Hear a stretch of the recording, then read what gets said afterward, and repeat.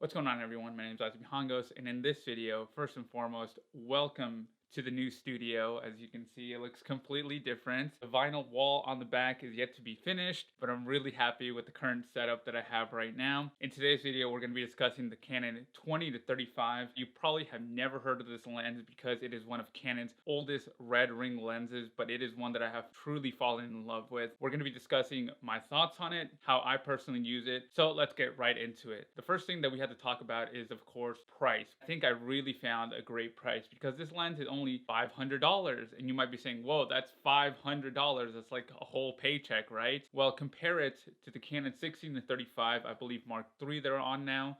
This is for DSLRs. It's around like $1,600. Sure, you're getting that 4 inches of range, but to me personally, the reason I didn't get the 16-35 was because I just think 16 millimeters is just way too wide, I guess. I don't really like 16 millimeters. I think 20 millimeters is a good medium wide shot. There's also the Sigma 20mm, and I absolutely love that lens. The only problem with that is that there's only one range, and I believe that's $1,200. To me, that's not a really great purchase. The 20mm has this sort of fisheye effect at the end of the lens, so it's really difficult to find filters. $500 is just an excellent price point, and of course you get that beautiful red ring that you get to show off.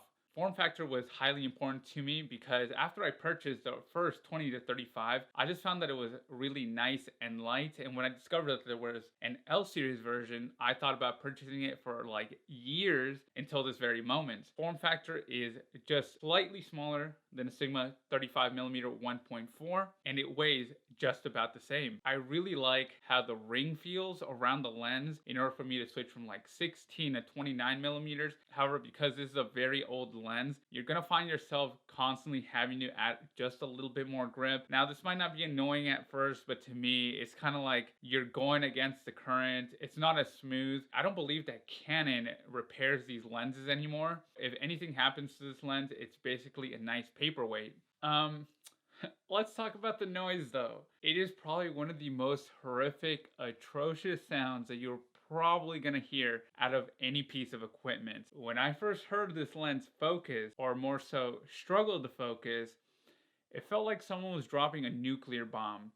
Here's the sound that it made.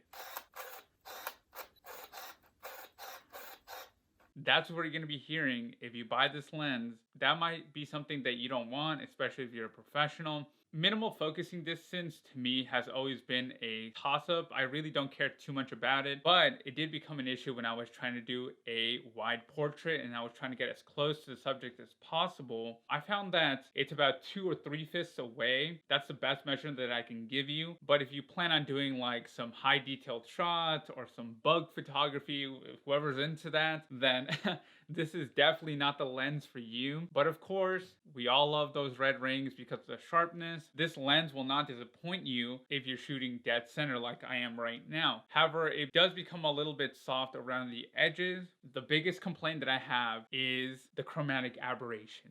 It is really bad. I thought I did something wrong in post. Not even Lightroom can fix the chromatic aberration on this. You're gonna have to do a lot of retouching, especially if you're someone that likes to blow out the highlights from time to time. I'm gonna show a few images of just really bad chromatic aberration. I also found that Lightroom does not contain the profile correction for this lens. I personally use the 20mm or the 24mm by Canon. So now this is my YouTube channel, of course. So I'm going to be telling you guys how I personally use the lens. I mostly use it for YouTube. I think that if you're worried about chromatic aberration or getting too close to the shot, if you're in a highly controlled environment like I am, then that aspect of the lens didn't matter. If you're using, let's say, a brand new Canon R5 and you expect this lens to, track you while you're focusing, you might run into the issue with the noise. It might just be way too loud. People are going to hear it. I manually focus everything. So that's an important aspect of why the lens works so well for me. I fell in love with this lens because of its stunning colors, colors that I've only seen in the Sigma lineup. It's contrasty, yet not overkill, right? If you use this lens during the daytime, you're gonna get some stunning and beautiful results. The file that gets out of the camera, you're gonna bring out so much detail. This lens is so old school cool that I wish Canon would bring it back. That brings me to my last point. This is a carry around lens. This is a lens that I'm not too worried about. I don't care because it's not like a Sigma 85mm or a Canon RF lens or a 70-200. It's the workhorse of the studio, of the production of what I do. I try not to get too attached to it. As amazing as the lens is, it is just a piece of gear. Those are my thoughts, my opinions. What made you watch this video? Do you plan on purchasing it, or did the algorithm just recommend it to you because you're broke as I am? Make sure to follow me on Instagram and Twitter. At the end of the day, I thank you so much for your time and your attention. My name is Asmi Hangos, and I'll catch you in the next one.